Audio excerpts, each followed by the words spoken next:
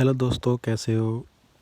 आज हम बात करेंगे। वैसे तो मेरे पास कुछ और टॉपिक थे जिसके बारे में मैं बात करना चाहता था, जैसे कि कोलैप्स ऑफ पाकिस्तान, और या फिर एक और टॉपिक था मेरे पास कि अगर पाकिस्तान 71 में सरेंडर ना करता और लड़ाई और आगे बढ़ जाती तो फिर क्या होता, क्या उसके रिज़ल्ट आते बाद में। उसके बारे में भी एक इंटरेस्टिंग वीडियो थी। कोलैप्स ऑफ पाकिस्तान के बारे में एक इंटरेस्टिंग वीडियो थी, कुछ और भी वीडियो थी, मगर इन सबको मैं पीछे डालकर ये वीडियोस सब्जेक्ट फिर डालूँगा। मगर जो आज के जो करंट टॉपिक है उसके बारे में बात करेंगे हम, क्योंकि ये बहुत बड़ा एक टॉपिक चल रहा है all over the news and all over the Indian सब कॉन्टिनेंट, स्पेशली इंडिया पाकिस्तान। तो उसके बारे में बात करते हैं। बात करते हैं गिलगित बल्टिस्तान की, जो कि पाकिस्तान ऑक्युपाइड कश्मीर है और जो कि एक पूरे कश्मीर का हिस्सा है। तो आपने मेरी वो वीडियो देखी होगी कि मैंने जो डाली थी गिलगित बल्टिस्तान 2018 गिलगित ऑर्डर। जो मेरी वीडियो है वो भी आप जाकर देख सकते हैं। उसमें मैंने बहुत डिटेल बताई थी कि पाकिस्तान ने उस टाइम पे 2018 में क्या किया था, और अब इस वीडियो में बताऊंगा कि पाकिस्तान अब क्या कर रहा है। सो रिसेंटली, जैसे कि जब सबको पता है कि जब से 370 आर्टिकल हटा है और यूनियन टेरिटरी बनी है जम्मू कश्मीर इंडिया में, तो पाकिस्तान को तो चीज़ों की जो सरकार है, जो सब है, फौज है, उनको ये तो पक्का पता चल गया कि ये जो ज़मीन है ना, जिसके बारे में हम 70 साल से रोते रहे, ये जो कश्मीर इंडिया में है, इसको नहीं ले सकते। चाहे वो डिप्लोमेटिकली ले, चाहे पॉलिटिकली, चाहे मिलिटरी, हम कुछ नहीं कर सकते बजाय कुछ यूनाइटेड नेशन में तकरीरें करने या फिर एक दो नेशन को साथ लेके। और इससे ज़्यादा जितना उन्होंने शोर मचाना था मचा लिया, कुछ नहीं कर सकते। ना वो डिप्लोमेटिकली इतने मजबूत है कि वो दुनिया को अपने साथ लेके यूएसए या चाइना या रशिया या यूके या बड़े बड़े देशों को या साथ लेके एक यूनाइटेड नेशन में ऐसा करारदार पास करवा दें इंडिया के ख़िलाफ़, तो उसमें वो बुरी तरह फेल हो चुके हैं। दूसरा उसके पास उनके पास था कि मिलिट्री एक्शन करके आज़ाद किया जाए, जो कि वो मेरे को लगता है सोच भी नहीं सकते इस हालात में। तो अब उन्हों को लग रहा है कि गिरगिल, चलो वो तो चला गया लैंड, वो तो हिस्ट्री हो गया, वो आवाम को तो नहीं बताएंगे, क्योंकि उन्हों को तो 70 साल से वही बात बताई है। उन्हों को तो नहीं, मगर उन्हों को जो अपनी थिंक टैंक है वो सोच रहे हैं कि जो अब हमारे पास इलाके हैं, जो जो आज़ाद कश्मीर जम है या जो गिलगित बल्टिस्तान है स्पेशली, उन्हों को लग रहा है कि अभी जो बीजेपी है, जो इंडिया की सरकार है, जो इंडिया की अब जो नेक्स्ट टारगेट है वो ये है। अब वो इसको अपना नेक्स्ट टारगेट लेके अगले 2-3 सालों में उस पर मौका ढूंढेंगे कि इसको भारत में कैसे लिया जाए।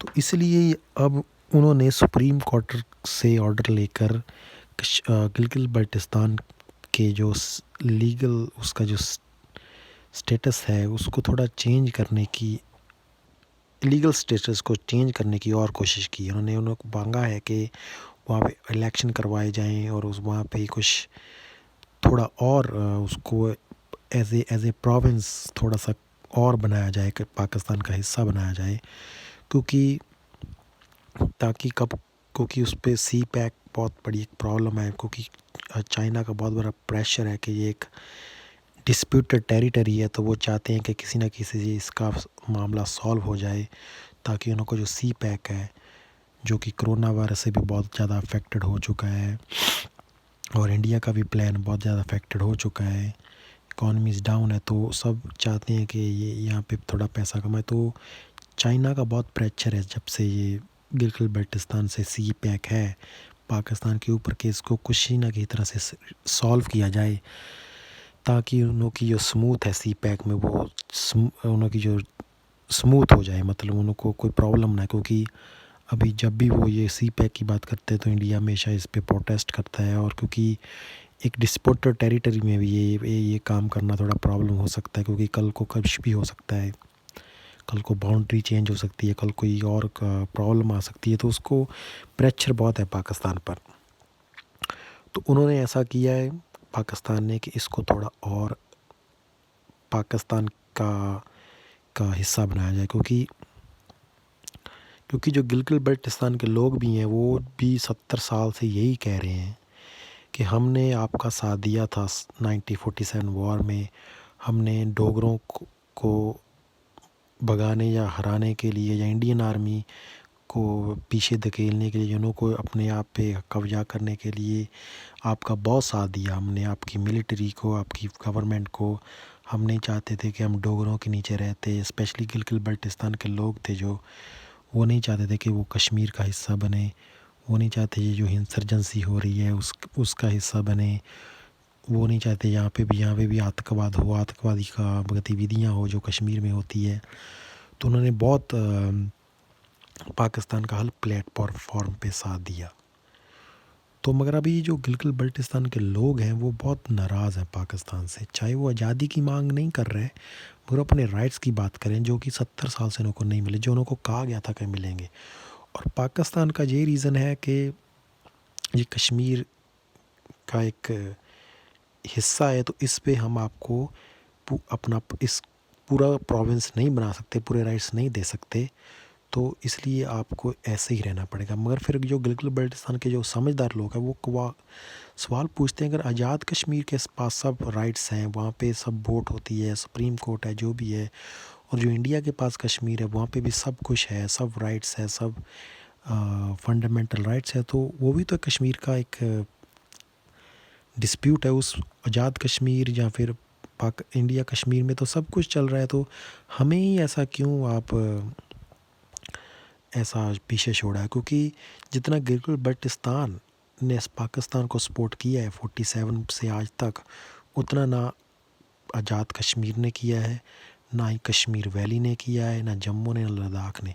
सबसे ज़्यादा सपोर्ट पाकिस्तान को इन्होंने की है। और अगर 1947 के बाद कभी भी प्लेबिसाइट होता, अगर पाकिस्तान फ़ौज उठा के होता, तो गिलगित बल्टिस्तान के जो 90% से ऊपर मुसलमान थे वो पक्का पाकिस्तान को सपोर्ट करते। मगर जो लोग इन्हों के ज़्यादा इन्हों के करीब है, जिन्हों को अपना इन्हों को मानते हैं, उन्हों को इन्होंने कोई राइट्स नहीं दिया 70 साल तक, इसलिए कि ये इससे हमारा प्रॉब्लम आ सकती है कश्मीर इशू पर। जबकि ये सबसे ज़्यादा लॉयल है पाकिस्तान के लिए, यहाँ के लोग, चाहे वहाँ पे डेमोग्राफिक चेंज हो चुकी है 47 के बाद, बहुत पश्तूनी, बहुत पंजाबी वहाँ पे बस चुके हैं, और जो लोकल पॉपुलेशन है उसको ब्रेन वॉश बहुत किया गया है, उसको एक सुन्नी शिया मिक्स कर दिया गया पॉपुलेशन को। तो अभी वो भी लोग हैं जो कि वहाँ पे पाकिस्तानी बस चुके हैं, जो पाकिस्तान के अलग स्टेट से आए हुए हैं, तो वो तो ऑब्वियसली सपोर्ट करेंगे पाकिस्तान को। मगर जो लोकल पॉपुलेशन भी, उन्होंने यकीन कर कर पाकिस्तान पर ही उनका साथ दिया था डोगरा से लड़ने के लिए या इंडियन आर्मी से लड़ने के लिए स्कर्दू गिलगित में। तो अभी वो नाराज़ है 70 साल से कि सब आप पाकिस्तान के सब प्रॉमिसम्स को पूरा हक है, जो आज़ाद कश्मीर को हक है, इंडियन कश्मीर को हक है। ये एक दुनिया की वाहिद एक ऐसी एक रीजन है गिलगित बल्टिस्तान जीबी, जहाँ पे कुछ 2009 या तक तो कुछ था ही नहीं, मतलब बहुत ही राइट है ही नहीं थे। मतलब अभी भी 10-12 साल हुए इसको लोग देखने लगे हैं, मानने लगे, नहीं तो सारी बात ये आज़ाद कश्मीर पीओ के या फिर इंडियन कश्मीर पे होती थी। अब इस पे ज़्यादा इम्पोर्टेंस हो चुकी है, क्योंकि ये सी पैक का एक बहुत बड़ा हिस्सा यहाँ से स्टार्ट होती है, तो इसलिए इसको बहुत इम्पोर्टेंस मिल रही है। तो इसलिए यहाँ के जो लोग हैं वो कह रहे हैं कि जहाँ तो भाई हमको पूरे अपने राइट्स दीजिए, जहाँ फिर हमको अपना फ्यूचर तय करने दीजिए। हमने आपके साथ बहुत गलती की 70 साल से, हमने कुछ नहीं किया, हमने राइट्स मांगे, हमने आपसे बहुत कुछ मांगा, आपने कुछ नहीं दिया। हमने आपको पूरा साथ दिया, आपने कुछ नहीं दिया, बल्कि जो पाकिस्तान ऑक्युपाइड कश्मीर है, जो बाकी इंडिया कश्मीर को सब कुछ मिला हुआ है, तो वो भी थक चुके हैं। वो बहुत मुज़ाहरे प्रोटेस्ट करते रहते हैं कि जहाँ तो हमें पूरा प्रॉमिस बनाया जाए, जहाँ हमको पूरी राइट्स दी जाए, जहाँ फिर हमको खुद मुख्तियार किया जाए कि हमको इंडिपेंडेंट जाना है, जहाँ हमको इंडिया के साथ जाना है, जहाँ हमको चाइना के साथ जाना है, जहाँ हमको कहीं भी जाना है, हमको आप छोड़िए। अगर आप 70 साल से अब दुनिया और वहाँ की जो आवाम है, लोकल पॉपुलेशन है, वो अक चुकी है पाकिस्तान से ये बात पर। तो इसलिए पाकिस्तान भी अब ये चाह रहा है कि वहाँ पे इलेक्शन हो जाए, वहाँ पे थोड़ा और उन का जो ग्रिप है गिलगित बल्टिस्तान पे वो पूरा बन जाए। इसलिए वो इसको और अपने कॉन्स्टिट्यूशन में तो वो हिस्सा नहीं है क्योंकि वो डिस्प्यूट में है इंटरनेशनल यूनाइटेड नेशन में, तो उसको और ग्रिप करने के लिए और सी पैक को सिक्योरिटी देने के लिए ये काम हो रहा है।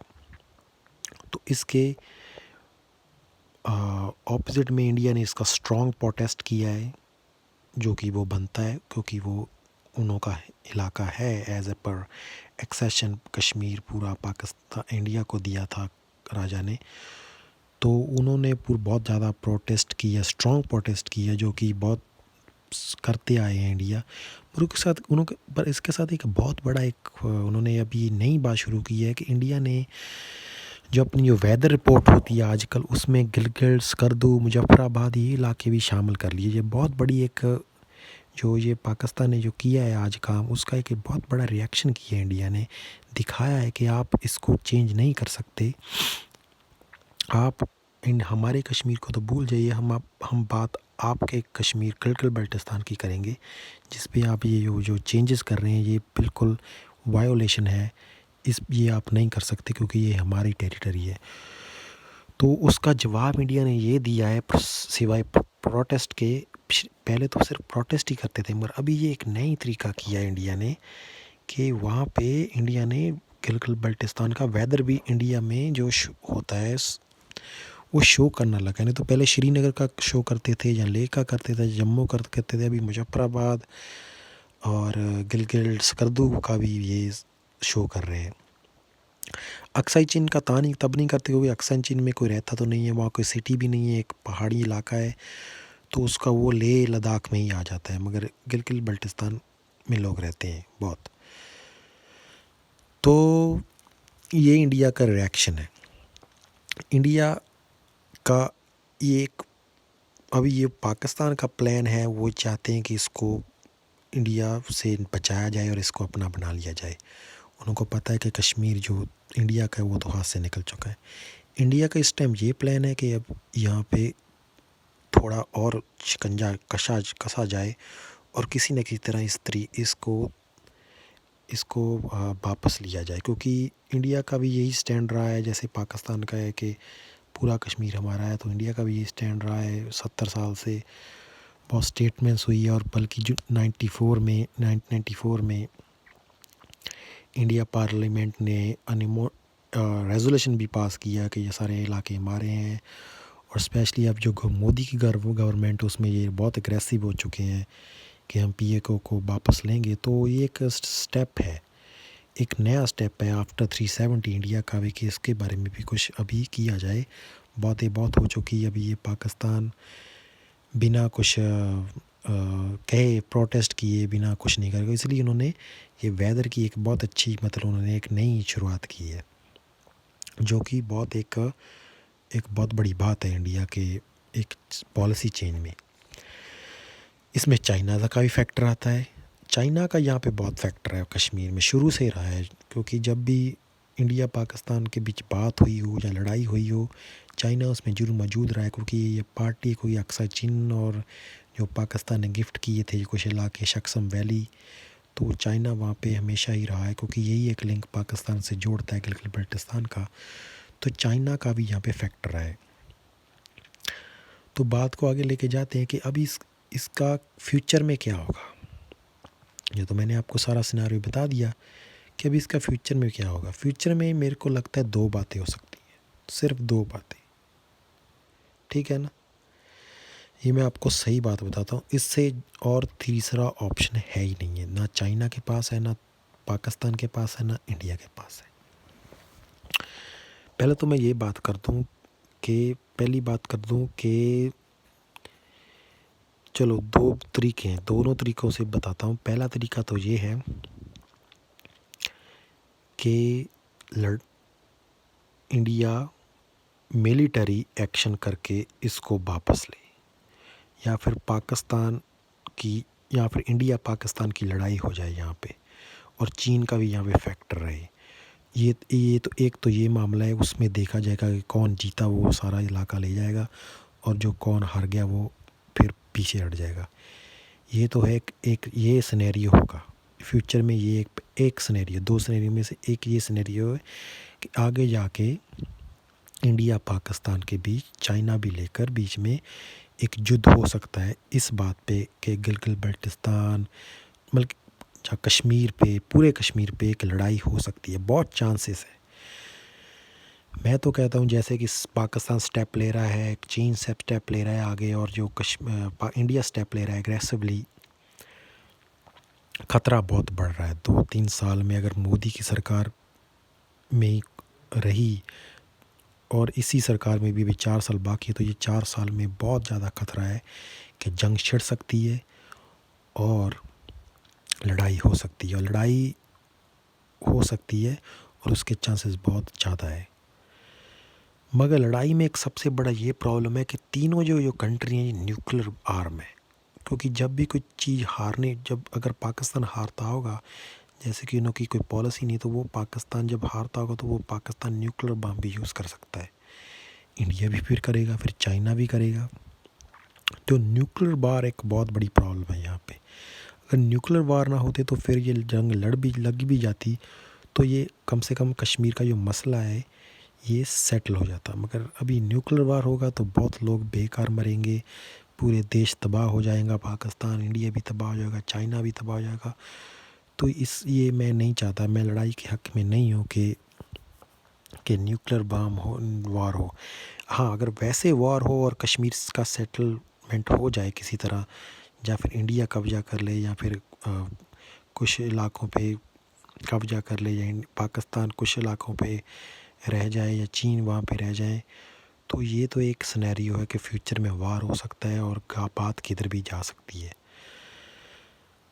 और ये तो एक बहुत मैं कह रहा हूँ, आज मैं वीडियो बना रहा हूँ कि 2-3 साल में ये बहुत बड़ा फैक्टर होने वाला है कि इंडिया, पाकिस्तान, चाइना के बीच इस जो मसला है सी पैक, गिलगित बाल्टिस्तान, इस पे जंग होने का बहुत ख़तरा है। क्योंकि मिलिटेंसी हो या कुछ भी हो, या फिर अग्रेसिव पॉलिसियाँ हो सरकारों की, ये टुवर्ड्स एक वॉर की तरफ ले सकती है, और वॉर में न्यूक्लियर वार भी हो सकता है। ये तो है एक सिनेरियो, और उसके बाद तो कुछ नहीं पता कि क्या बात जाएगी, वो हम प्रेडिक्ट नहीं कर सकते, ठीक है ना। दूसरा जो एक और जो आखिरी, ये एक और सिनेरियो, कुछ और होगा तो मेरे को बताना। ये दूसरा सिनेरियो ये है कि ये जो बात है, चाहे, मगर ये मैं बात आपको कह दूं कि चाहे वॉर हो, या फिर ये जो मैं आपको दूसरा सिनेरियो बता रहा हूँ, ये जो कश्मीर का मामला है ना, ये और 4-5 साल में सेटल हो जाएगा। चाहे वो वार की तरफ से हो, या फिर वो किसी एग्रीमेंट, या फिर बायलैटरल, या फिर किसी तरह को कोई रेजोल्यूशन, या किसी बात पे एक बैठ कर तीनों मुल्क इसको रफा दफा कर दें। तो ये तो पक्की बात है कि कश्मीर का मसला आफ्टर 370 आर्टिकल, अब ये मसला हल हो के ही रहेगा।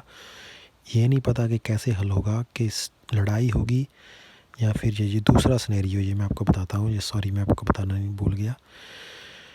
दूसरा सिनेरियो ये हो सकता है कि ये जो स्टेटस क्यो है ना, ये इस टाइम पे जो पाकिस्तान के पास जो कश्मीर है, जो चाइना के पास जो कश्मीर है, और उन्हों का अरुणाचल प्रदेश इंडिया के पास है, जो वो क्लेम करते हैं, ये ऐसे ही रहकर वही स्टेटस को मानकर उसी पे दस्तखत कर दें कि ठीक है, आपका ये इलाका है, आप रख लो। चाइना को है कि ठीक है, आप अरुणाचल प्रदेश, हम अरुणाचल प्रदेश पे क्लेम छोड़ते हैं, आप अक्साई चिन पे छोड़ दीजिए। ऐसे ही इंडिया कहेगा कि आप हम गिलगित बाल्टिस्तान पे पीओके पे क्लेम छोड़ते हैं, और पाकिस्तान कहेगा कि हम आपके इंडियन कश्मीर पे क्लेम छोड़ते हैं, और जो इस टर्म जो मौजूदा बाउंड्रीज़ हैं उनको बिना लड़ाई के, बिना युद्ध के लड़े हुए, उनको ही इंटरनेशनल बॉर्डर रिकगनाइज़ करके ये मामले को रफ़ा दफ़ा कर दें, और जिसके पास जो टेरिटरी है उसको अच्छा बनाया जाए, उसके लोग उन वहाँ के लोगों को अच्छी ज़िंदगी लाइफ दी जाए। ये ही दो सिनेरियो है, मगर ये दोनों सिनेरियो में ये एक बात पक्की है कि आने वाले सालों में कश्मीर का मसला जो 70 साल से है वो ख़त्म हो जाएगा। अभी मैंने आपको वार के बारे में बता दी कि उसके बारे में तो बहुत ख़तरनाक न्यूक्लियर वार में हो सकता है, मगर ये जो सेटलमेंट है, लड़ाई तो हो सकती है, 80% चांस है लड़ाई हो सकती है, मगर जो मैंने आपको बात की कि स्टेटस को कर ये बात कर लें, उसमें बहुत बड़ी प्रॉब्लम है। उसमें ये प्रॉब्लम, चलो इंडिया चाइना के साथ तो स्टेटस को रख लेगा, क्योंकि जो अक्साई चीन है वो इंडिया के लिए कुछ मतलब इतना ज़रूरी नहीं है। ठीक है, वो हमारा मानते हैं, मगर वहाँ पे कोई आबादी नहीं है, कोई वहाँ पे लोग नहीं रहते, वहाँ पे कोई ऐसी कोई चीज़ नहीं है। वो ज़्यादा चाइना को ज़्यादा मतलब एक्सेसिबल अच्छा है, क्योंकि वहाँ से अच्छा है। इंडिया को वहाँ का कोई इतना यूज़ नहीं है। तो अरुणाचल प्रदेश जो है वो इंडिया के लिए अच्छा है, वो इंडिया की नॉर्थ ईस्ट स्टेट को प्रोटेक्ट भी करता है, और ऐसा कोई मेन मसला भी नहीं है इंडिया चाइना के बीच कि वो एक दूसरे दोनों को क्लेम को छोड़कर अक्साई चीन रख ले और अरुणाचल प्रदेश इंडिया रख ले। ये मामला तो हो सकता है, बिल्कुल इसके 90% चांस है कि ये फ्यूचर में ये तो बात बन सकती है, ये सेटलमेंट तो हो सकता है विदाउट इवन लड़ाई के बगैर भी। मगर ये पाकिस्तान और इंडिया का जो बाइलैटरल जो एग्रीमेंट होगा उसमें बहुत प्रॉब्लम है। उसमें ये प्रॉब्लम है कि 70 साल से मैं बता रहा हूँ कि इंडिया और पाकिस्तान ने अपनी जो पॉपुलेशन है उसको यही पाठ पढ़ाया हुआ है कि 70 साल से इंडिया ने कि पूरा कश्मीर हमारा है, और पाकिस्तान ने भी ऐसा ही कहा है कि पूरा कश्मीर हमारा है। हम जब बचपन में पढ़ते थे तो हमको मैप दिया जाता था, चाहे वो पाकिस्तान में हो चाहे अब हो, कि हमको पूरा कश्मीर दिखाया जाता रहा, तो हम वही मैप शुरू से देखते आ रहे हैं। और बड़े होके जब सच्चाई पता चली तो कुछ और बात निकली। तो जो इंडिया की सरकार ने भी पूरी पॉपुलेशन को बताया हुआ है कि ये हमारे सारे इलाके हैं, और जो इतने रेजोल्यूशन पास हुए हैं पार्लियामेंट में, ऐसे पाकिस्तान में बहुत लॉज पास हुए हैं, बहुत लोगों का इस पे बारे में बहुत जज्बा है दोनों तरफ। तो उसमें लोगों को कैसे समझाएंगे कि नहीं जी इसको छोड़ो, पीओके को इंडियन कश्मीर को छोड़ो। और ये इसमें लोग फिर कई लोग जो पीसफुल लोग हैं वो तो कहेंगे चलो ठीक है यार, ख़त्म हो गई बात, उन्होंने वो रख लिया, हमने ये रख लिया, ख़त्म हो गई बात। और ये बहुत बार पहले भी इसके बारे में सोचा गया है, मगर कभी कामयाब नहीं हुआ, मगर अभी ज़रूर होगा। मगर उन लोगों का क्या करेंगे दोनों साइड से, जो लोग चाहते हैं कि पूरा कश्मीर लो, चाहे इंडिया से हो या पाकिस्तान। ये बहुत बड़ा एक हड्डी का रोड होगा, क्योंकि आप इंडिया वाले अपने लोगों को क्या जवाब देंगे कि हम पाकिस्तान जैसे देश से ये सारा इलाका हार के चुपचाप बैठ गए हैं, और फिर पाकिस्तान वाले भी अपनी पॉपुलेशन से क्या कहेंगे। उन्हों की तो फिर अहमियत ही नहीं रहेगी कि आपने जो हमको कहा था कि ये कश्मीर बनेगा पाकिस्तान, तो आपने तो कुछ नहीं किया और आप ऐसे ही बैठ गए। तो इसमें पॉपुलेशन में बहुत प्रोटेस्ट होएंगे। एक ये बहुत बड़ा मसला है इंडिया पाकिस्तान के बीच अगर एग्रीमेंट भी होता है। तो ये दो सिनारियोज़ हैं, मगर ये दोनों सिनारियोज़ का अगर एंड देखें तो ये बात पक्की है कि ये कश्मीर का मसला आने वाले सालों में ख़त्म हो जाएगा, चाइना के साथ भी और पाकिस्तान के साथ भी, चाहे वो युद्ध के ज़रिए हो या फिर कुछ सेटलमेंट हो, जो कि मैंने आपको बताया। प्रॉब्लम वॉर में भी बहुत होगी, क्योंकि न्यूक्लियर वॉर भी होगा। अगर सेटलमेंट होता है तो पॉपुलेशन को कैसे समझाएंगे। तो बहुत मतलब कश्मीर इशू बहुत कन्फ्यूजन और कॉम्प्लिकेटेड थिंग है दोनों देशों के लिए, तीनों देशों के लिए। तो ये 2 सिनेरियो मैंने आपको बताए, तो इसमें कुछ भी हो सकता है। तो ये तो आने वाला टाइम बताएगा कि कौन सा सिनेरियो होता है। चांसेस दोनों के हैं, मगर ये डिपेंड करता है कि सिचुएशन क्या है, दोनों की पॉलिसी क्या है, वो पीस किस तरह है, पीस से इस मामले को सुलझाना चाहते हैं स्टेटस को रखकर, या फिर वो लड़ाई लड़कर एक दूसरे के से ये मसला सुलझाने जा, ये तो पता नहीं है। मगर ये बात पक्की है कि ये मसला हल होगा, और ये आप मेरी वीडियो को याद रखिएगा कि अगले 4-5 साल में कश्मीर का मसला हल हो जाएगा। तो इसी पे आज हम वीडियो बंद करते हैं, और फिर नेक्स्ट बार मेरे पास और भी कई टॉपिक है, उसके बारे में बात लेके आएंगे। तब के लिए thank you and thanks for listening.